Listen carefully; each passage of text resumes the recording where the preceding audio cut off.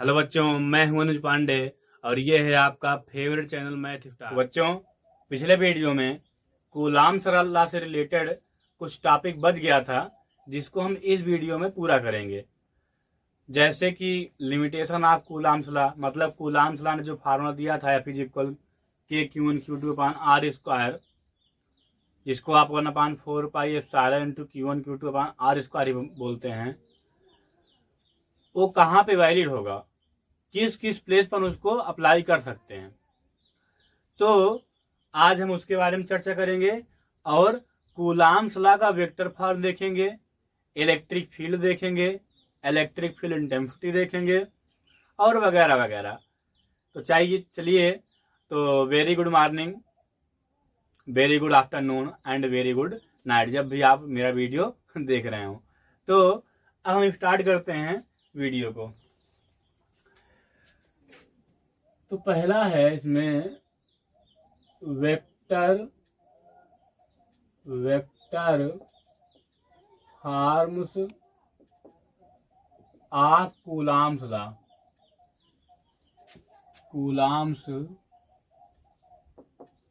Law,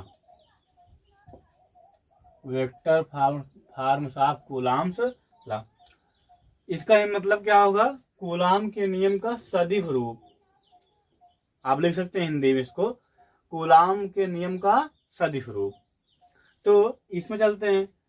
तो वही हम मान लेते हैं कि यहाँ पे एक चार्ज है जिसका नाम क्या है, Q1, और एक चार्ज यहाँ पे पॉजिटिव चार्ज लेते हैं, यहाँ ये पॉजिटिव मान लेते हैं, ये पॉजिटिव मान लेते हैं, इसका नाम क्या है, Q2।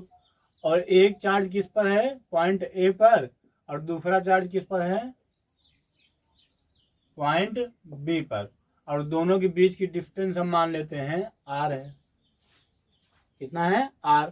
अब आप देख रहे हैं कि जो Q1 चार्ज है ये Q2 फोर्स लगाएगा। कैसा फोर्स? रिपल्सन। तो मतलब ये इसको रिपल करेगा। और क्यों? क्योंकि दोनों को कौन सा चार्ज है, सेम चार्ज। तो सेम चार्ज रिपल, और अपोजिट चार्ज क्या करते हैं, अट्रैक्शन। रिपल मीन्स क्या होता है, प्रतिकर्षण। तो ये इस पर बल लगाएगा उस दिशा में, और ये इस पर बल लगाएगा इस दिशा में। तो अगर आपको ध्यान दीजिए, तो अगर आपको Q1 पर फोर्स ज्ञात करना हो Q2 के कारण, मतलब कि Q2 Q1 पर कितना बल लगा रहा है, तो हम लोग क्या करेंगे, ध्यान रखिएगा, इसके बीच की डिस्टेंस R है। अगर आप Q2 के कारण फोर्स ज्ञात करना है Q1 पे, तो दोनों के बीच की डिस्टेंस हम ले लेंगे vector R1 minus vector R2, vector R1 minus vector R2। ये अगर और अगर आपको Q2 पर फोर्स ज्ञात करना हो Q1 के कारण, तो हम दोनों के बीच डिस्टेंस क्या लेंगे, क्या, vector R2 minus vector R1, vector R2 minus vector R1। ये हुआ। वैसे इसका मान यही है, लेकिन वेक्टर फॉर्म जो हम बोल रहे हैं उसको उस फॉर्म में लिखने के लिए दोनों के बीच की डिस्टेंस या तो ये लेंगे या तो ये। R1 माइनस R2 कब लेंगे, जब हम फोर्स निकालेंगे। थोड़ा यहाँ पे एक सिंबल ध्यान दीजिए, ये दोनों तरफ से बन गया है, इसको इस तरफ, मतलब फोर्स ये लगा रहा है किस तरफ, इस तरफ, इस पर लगा रहा है इस तरफ, ठीक। ये भी जो है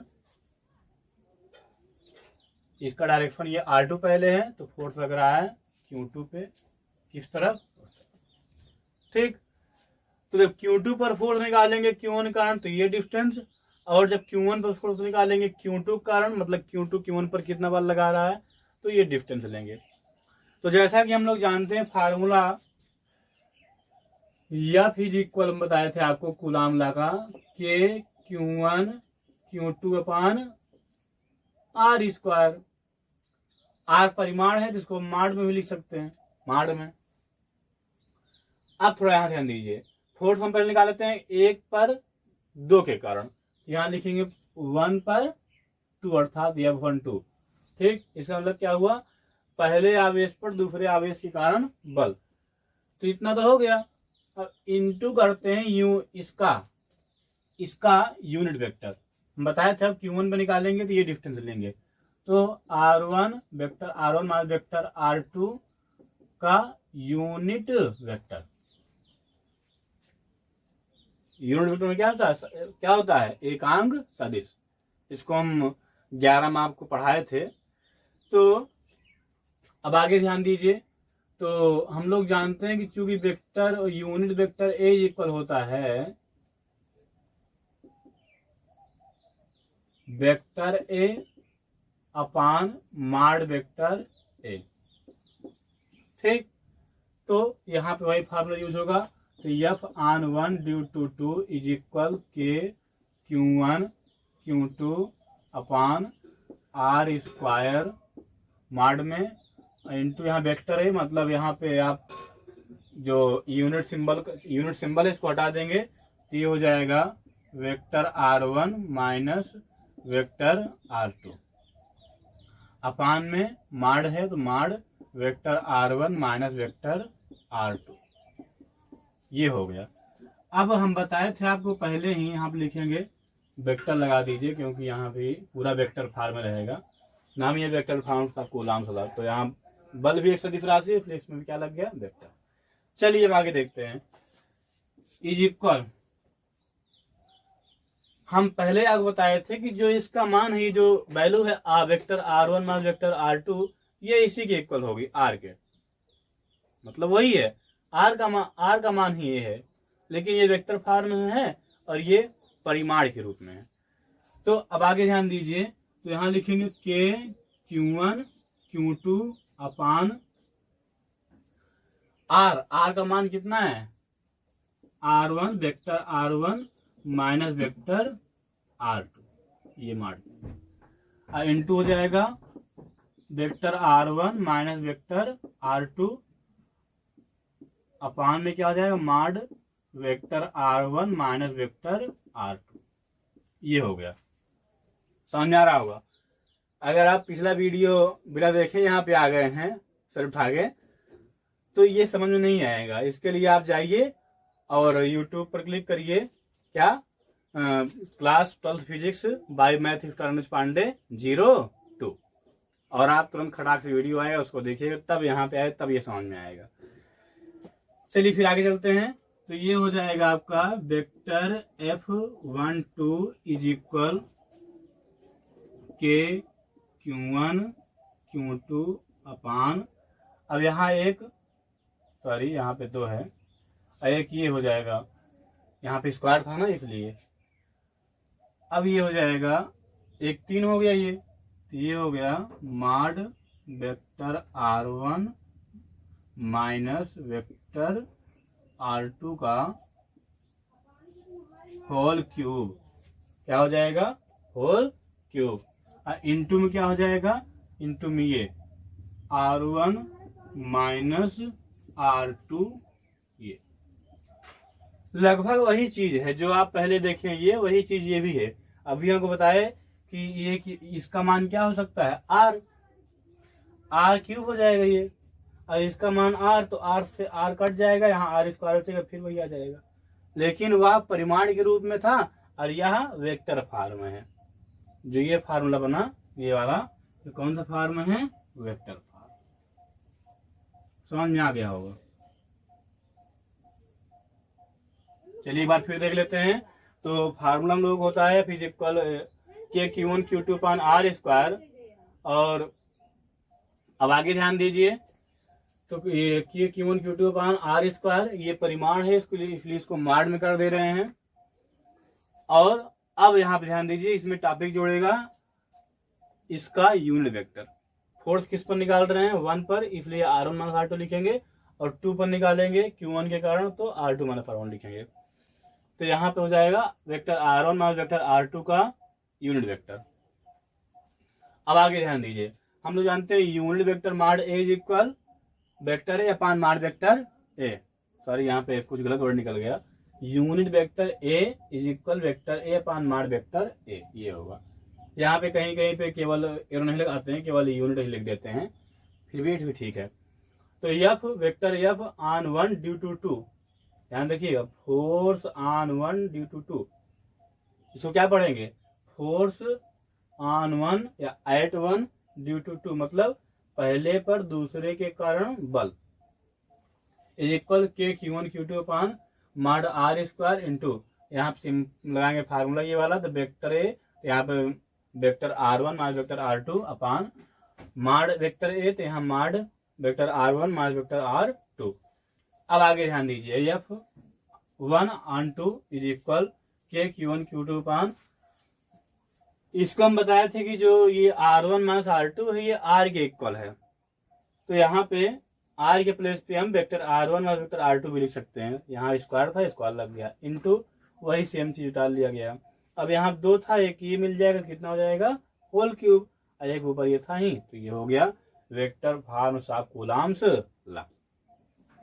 अब आगे ध्यान दीजिए, अब क्या निकालेंगे, अभी तो ये बोल किसका है, वन पर टू के कारण, अब निकालेंगे टू पर वन के कारण, तो डिफरेंस कौन सी लेंगे दोनों के बीच की, ये, ठीक।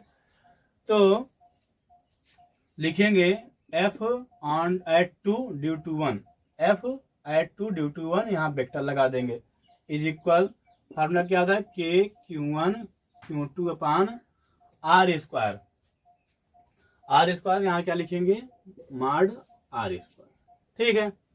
अब वही चीज डिस्टेंस ये लेंगे, तो r two minus r one का यूनिट वेक्टर।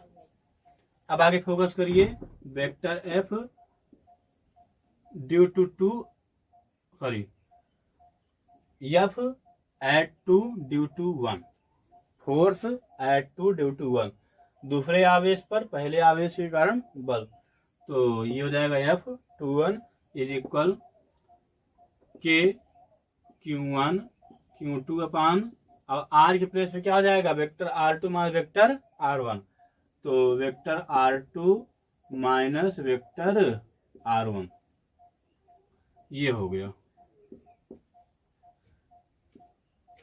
ठीक। और इनटू अब यूनिट आएंगे तो क्या हो जाएगा, vector are two minus vector are one upon vector are two minus vector are one mod में रहेगा, तो ये हो गया हम लोगों का F at two due to one is equal, आप के प्लेस पे one upon four pi epsilon में लिख सकते हैं, या के को के ही रहने दीजिए, ठीक, जैसे आपका मन। तो यहाँ K Q one Q two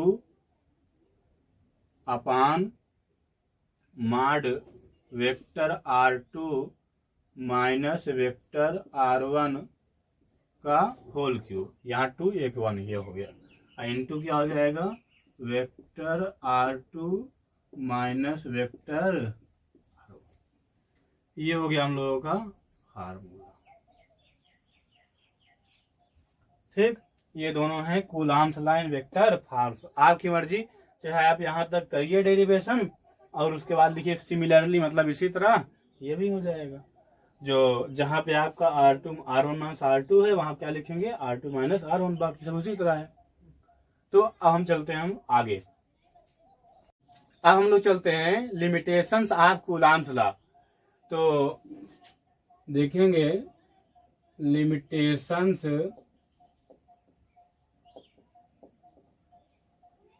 of Coulomb's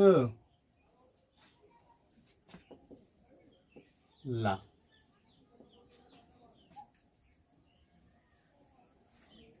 अब आप जानते हैं कि साइंस में जितने भी यंत्र बनते हैं, जितने भी मेथड होते हैं, उसकी एक वैलिडिटी होती है, एक लिमिट होती है।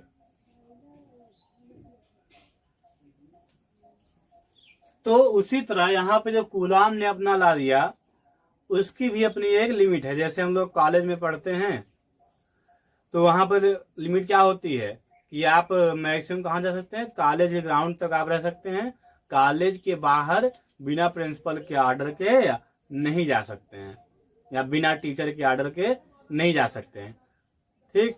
तो लिमिट होती है।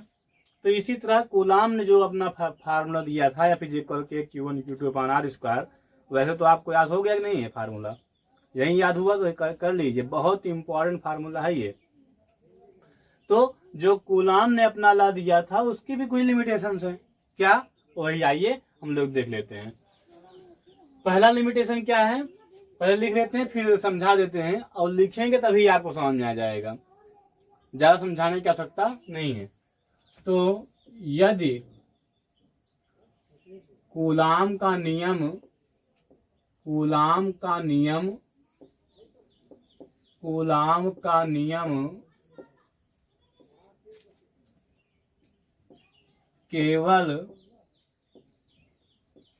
केवल बिंदु आवेशों पर ही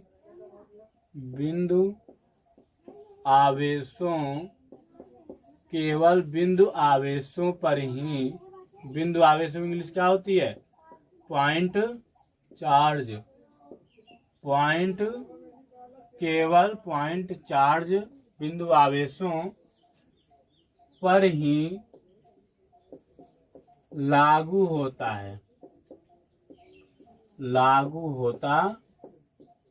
है। ये हो गया। और सेकंड नंबर क्या है, ध्यान रखिएगा, जो बिंदु आवेश होते हैं उन्हीं के बीच बल आप निकाल सकते हैं, किसके नियम के द्वारा? कूलाम के नियम के द्वारा, कूलाम के फार्मूले के द्वारा। बाकी अगर बड़ा चार्ज कोई आवेशित गोला, बहुत बड़ा गोला, दो गोलों हैं, एक कितना बड़ा एक कितना बड़ा, तो उसके बीच आप बल नहीं निकाल सकते हैं कूलाम के लॉ से। तो और दूसरा रूल क्या है, सॉरी दूसरा लिमिटेशन क्या है इनकी? दूसरी लिमिट ये है कि यदि दोनों चार्ज मतलब आवेश रेस्ट पर हैं, रेस्ट मतलब विरामावस्था में, रेस्ट पर हैं, तो वहां पर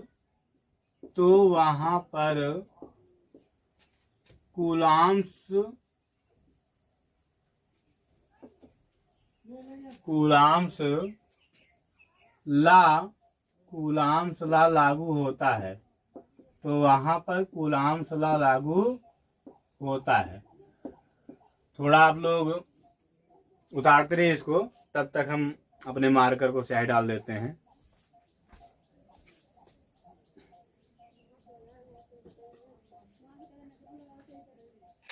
चलिए,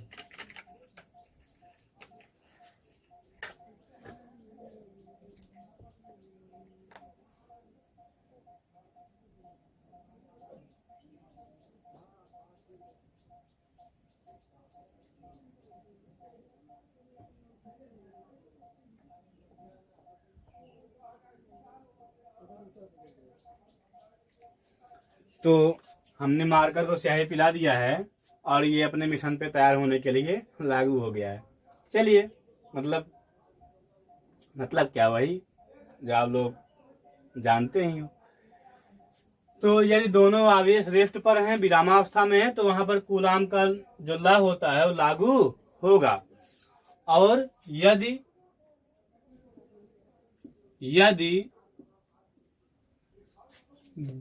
एक आवेश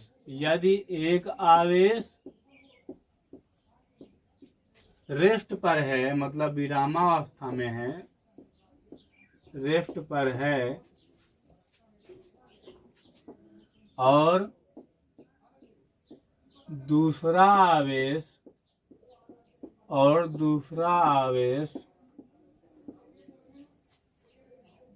मोशन मतलब गति मतलब मोशन में है, तो वहां पर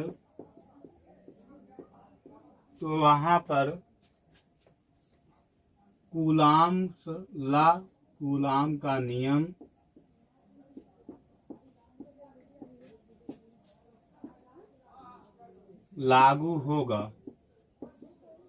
लागू होगा। तो अगर एक चार्ज रेस्ट पर है और दूसरा चार्ज ठुक ठुक ठुक ठुक ठुक ठुक ठुक चल रहा है, तो वहां पर भी कूलाम का जो लॉ है वो वैलिड होगा। और अगर आगे ध्यान दीजिए, जो अभी लिखने जा रहा हूं, यदि दोनों चार्ज मोशन में है, दोनों चार्ज गति कर रहे हैं, तो वहां पर कूलाम का लॉ वैलिड नहीं होगा। बस एक जगह नहीं वैलिड होगा, कब? जब दोनों चार्ज मोशन में रहेंगे, तब दोनों झगड़ा करेंगे, तो तुम जाओ अपने रास्ते, हम जाएंगे अपने रास्ते। तो यहाँ पर लिख भी दे रहे हैं, यदि दोनों चार्ज, दोनों आवेश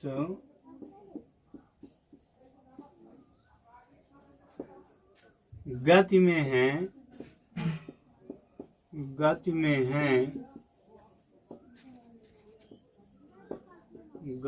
हैं, तो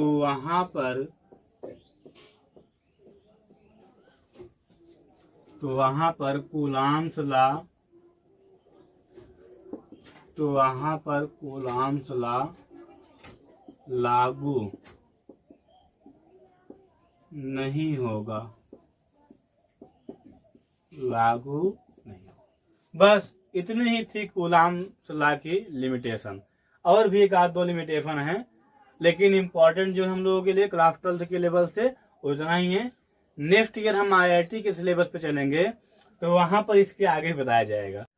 तो हेडिंग कर लेते हैं, similarities of gravitation force and electric force, जो कि जस्ट अभी हम लोग पढ़ ही रहे हैं। तो लिखेंगे सिमिलरिटीज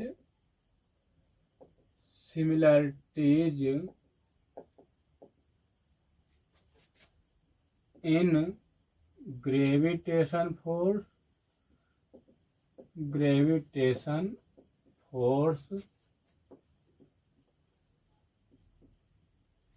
एंड इलेक्ट्रिक फोर्स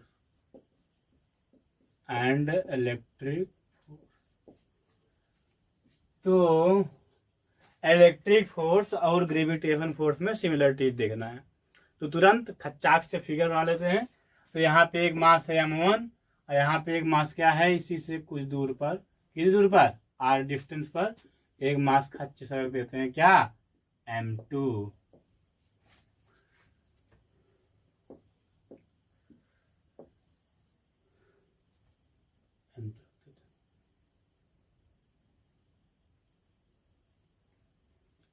और यहाँ पे एक चार्ज रख दे रहे हैं Q1 और यहाँ पे Q2। ऐसी तेरी याद आती है। चलिए, तो यहाँ पे हम इलेक्ट्रिक फोर्स भी ले रहे हैं और ग्रेविटेशन फोर्स भी। तो ग्रेविटेशन फोर्स फॉर्मूला क्या होता है, Fg इज इक्वल, यहाँ पे स्मॉल जी, चलो ठीक है, जी मतलब ग्रेविटेशन फोर्स यहाँ लगा हुआ है, वही F तो ठीक ही है। तो G m1 m2 अपान r स्क्वायर, भूल गए क्या, क्लास 11 याद करो उस बगिया को। चलिए, कुछ लोग तो सोचते होंगे कि सर, जो परिवार के सामने बैठ के हमारा लेक्चर देखते होंगे वो तो शर्मा जाते होंगे, टीचर ऐसे हैं, हाँ। चलिए कोई बात नहीं, थोड़ा हमारे लिए आप माता पिता का डांट सह लिया करिए। तो Fg is equal Gm1 m2 upon r square, क्योंकि हम ऐसे ही। अब देखिए, और इलेक्ट्रिक फोर्स का क्या होता है, F is equal K Q1 Q2 upon r square, ये होता है Q1 की इलेक्ट्रिक फोर्स। आप देख रहे हैं यहाँ भी r स्क्वायर है, यहाँ भी r स्क्वायर है, क्या, यहाँ भी r स्क्वायर और यहाँ भी r स्क्वायर। और देख रहे हैं कि ये दोनों जो इनके बीच की जो डिस्टेंस ली जाती है, चाहे m1 और m2 के बीच में हो ग्रेविटेशन फोर्स के लिए, और चाहे Q1 और Q2 के बीच की हो इलेक्ट्रिक फोर्स के लिए, वो मिनिमम डिस्टेंस ली जाती है। कौन डिस्टेंस, मिनिमम। तो एक तो सिमिलरिटी ये हो गई कि दोनों की डिस्टेंस जो ली जाती है बीच की, वो मिनिमम ली जाती है, जिसको हम लिखते हैं acts along line joining centre, English में बोलेंगे acts along line joining centre. ये बहुत छोटा सेंटेंस है, आप लोग इसको रट लीजिए, समझा दे रहा हूं कि एक सिमिलरिटी तो ये है कि दोनों की जो बीच की डिस्टेंस ली जाती है, चाहे M1 और M2 की हो, चाहे Q1 और Q2 की हो, वो दोनों की बीच की मिनिमम डिस्टेंस ली जाती है। और दूसरी सिमिलरिटीज ये है कि दोनों का जो डिस्टेंस होती है वह स्क्वायर हो करके इनवर्स हो जाती है, मतलब 1/r² इसमें भी और 1/r² इसमें। दो डिफरेंस, वो दो सिमिलरिटी बहुत हैं यार, काफी है। चलिए तो पहला लिख देते हैं, acts along line joining centre, acts along line joining centre, ये। और सेकंड नंबर क्या है? सेकंड नंबर ये है इनवर्स, मतलब उल्टा स्क्वायर ला। दोनों में जो आर होती है वो उल्टा होकर के स्क्वायर रहती है, तो यहां लिखेंगे इनवर्स स्क्वायर ला फॉलो करते हैं दोनों, इनवर्स स्क्वायर। अब इससे हम लोग डिफरेंस भी देख लेते हैं इसमें कि ग्रेविटेशन फोर्स और इलेक्ट्रिक फोर्स में डिफरेंस क्या होती है। सिमिलरिटी देख लिए, अब डिफरेंस देखेंगे। चलिए तो डिफरेंस हेडिंग कर लेते हैं हम लोग, difference between Fe and Fg, ये खींचा। अब क्या करेंगे, वही लिखाएंगे और क्या। तो पहला तो ये जानिए इनमें डिफरेंस क्या होता है। पहली बात तो ये कि आप जानते हैं कि Fg = Gm1m2/r², Fe = Kq1q2/r²। तो Fg किस पर डिपेंड कर रहा है? दोनों पिंडों के द्रव्यमान पर, मतलब ग्रेविटेशन फोर्स पिंड के मास पर डिपेंड करता है। और इलेक्ट्रिक फोर्स किस पर डिपेंड करता है? चार्ज पर, आवेश पर, आवेश के परिमाण पर। किसी पॉइंट पे चार्ज जितना ज्यादा होगा उसके बीच बल उतना ही ज्यादा लगेगा। ठीक, चलिए अब आगे ध्यान देंगे दूसरा डिफरेंस। दूसरा डिफरेंस ये है कि आप देखते हैं, क्या देखते हैं कि क्या कोई जहाज, कोई हेलीकॉप्टर या ले लेते हैं रॉकेट ऊपर जाता है। जब हम उसको छोड़ा था, लॉन्च किया था, रॉकेट कहाँ जाता है? ऊपर से। ठीक, और आप जानते हैं कि पृथ्वी प्रत्येक पिंड पर ग्रेविटेशन फोर्स लगाती है। इसका मतलब कि जब रॉकेट ऊपर जा रहा होता है तो जो अर्थ होती है और उस पर ग्रेविटेशन फोर्स लगाती है। कितना? G = Gm1m2/r²। m1 हो जाएगा, मान लेते हैं रॉकेट का मास, m2 पृथ्वी का मास, अपन जो बीच की डिस्टेंस हो वो निकाल लेंगे, बल आ जाएगा कि इतना बल लगा रहा है रॉकेट पे। कौन लगा रही है? पृथ्वी। और फिर भी आप देखते हैं कि पृथ्वी के बल लगाने के बाद जो पृथ्वी खींच रही, मज्जा मज्जा मज्जा मज्जा, लेकिन रॉकेट में मैं जाऊंगा। ठीक, पृथ्वी पर खींच रही इससे बिना पकड़े, अदृश्य बल के कारण, अदृश्य फोर्स के कारण पृथ्वी खींच रही, रॉकेट को पकड़ खींच रही है। लेकिन रॉकेट में कौन बल लगा है? Electric force. उसमें क्या लगा हुआ है? इंजन, और वही इंजन उसको इलेक्ट्रिक फोर्स दे रहा है। इलेक्ट्रिक फोर्स को अपनी तरफ खींच रहा है और अर्थ जो है, अर्थ का जो ग्रेविटेशन फोर्स है उसको अपनी तरफ खींच रहा है। और जीता कौन है फिर? Electric force. अर्थात अंततः आप देखते हैं कि जो रॉकेट होता है वह पृथ्वी की कक्षा को पार कर जाता है। इसका मतलब इलेक्ट्रिक फोर्स बड़ा हुआ, ग्रेविटेशन फोर्स क्या हुई? छोटी। तो दूसरा डिफरेंस क्या हो गया कि ग्रेविटेशन फोर्स इलेक्ट्रिक फोर्स की अपेक्षा अधिक प्रबल होता है और ग्रेविटेशन फोर्स इलेक्ट्रिक फोर्स की अपेक्षा निष्क्रिय होती है, मतलब लगभग नगण्य के बराबर, उस पर कोई प्रभाव नहीं, लगभग कोई प्रभाव नहीं डाल पाती है। ठीक, फिर एक बार सुनिए कि गुरुत्वाकर्षण बल जो होता है वह विद्युत बल की अपेक्षा लगभग निष्क्रिय होता है, मतलब उसके आगे इसकी नहीं चलती भाई, और विद्युत बल गुरुत्वाकर्षण की अपेक्षा अधिक प्रबल होता है। ठीक, और तगड़ा है। तो यहां पर लिखेंगे पहला, गुरुत्वाकर्षण बल, गुरुत्वाकर्षण बल, गुरुत्वाकर्षण बल द्रव्यमान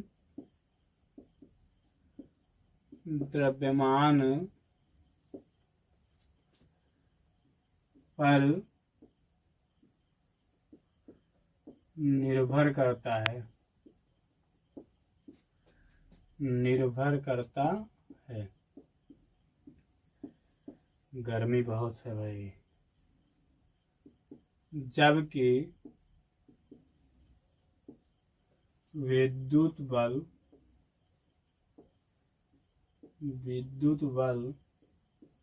इलेक्ट्रिक फोर्स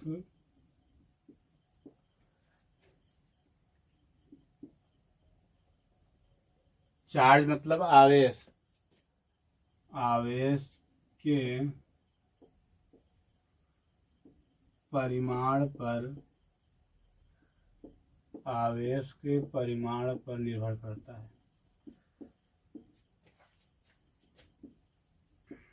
आवेश के परिमाण पर निर्भर करता है।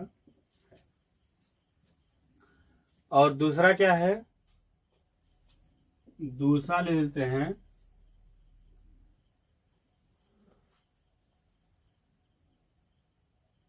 विद्युत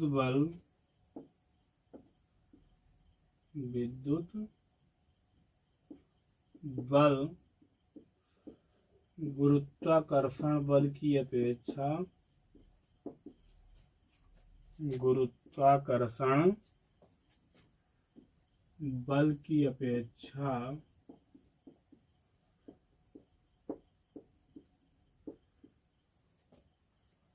अधिक प्रबल होता है,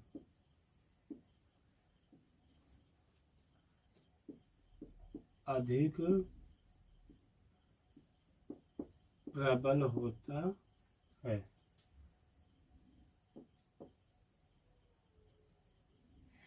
जबकि गुरुत्वाकर्षण बल, जबकि गुरुत्वाकर्षण बल विद्युत बल की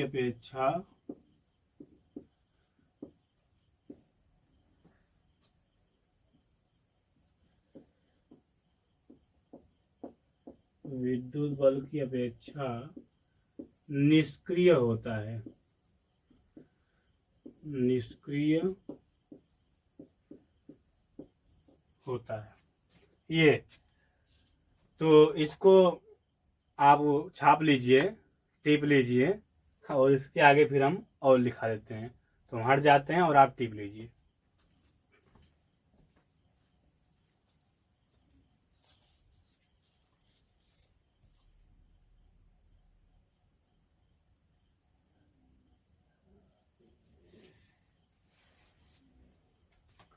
टिप लिए, चलिए अब आगे इसको मिटा देते हैं।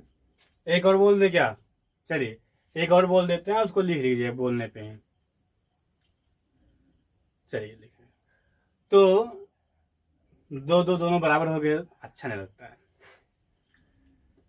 तीसरा है, आप देख रहे हैं कि जो गुरुत्वाकर्षण होता है, ग्रेविटेशन फोर्स, उसमें केवल अट्रैक्शन होता है। अर्थ किसी पिंड को केवल अट्रैक्ट करती है, रिपल नहीं करती है।